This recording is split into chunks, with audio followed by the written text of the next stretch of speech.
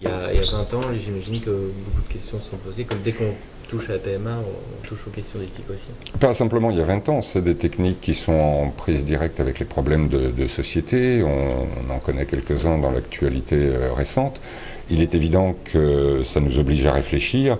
Et au début du centre, nous avions localement créé un comité de réflexion éthique où des intervenants non médecins, non biologistes, un prêtre par exemple, un notaire, puisqu'il y a des affaires patrimoniales qui rentrent en ligne de compte, réfléchissaient à nos techniques, à nos processus, à nos choix.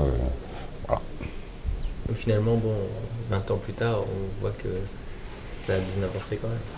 Bien déjà est apparue dans les années 90 une loi importante qui était la loi de bioéthique qui répondait à beaucoup de questions et qui encadrait très sévèrement la pratique de la PMA en France. Et donc ces réflexions avaient moins lieu d'être puisque la réponse était dans la loi et qu'un centre comme nous, eh bien c'est simple, obéit à la loi, respecte la loi et qu'il est hors de question d'en sortir. Est-ce que vous avez déjà des couples homosexuels qui viennent vous prendre des renseignements? Cette demande existe, puisque moi je parle en tant que clinicien, j'ai bien sûr rencontré des couples homosexuels, cette demande existe. Aujourd'hui la réponse est à l'étranger.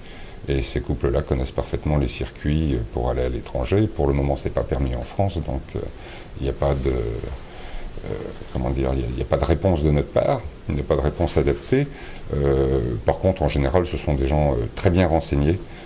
Internet est un vecteur d'information tout à fait au point là-dessus, et c'est sûr que comme il y a des réponses dans tous les pays qui nous environnent, que ce soit en Angleterre, en Belgique, en Espagne, en Grèce,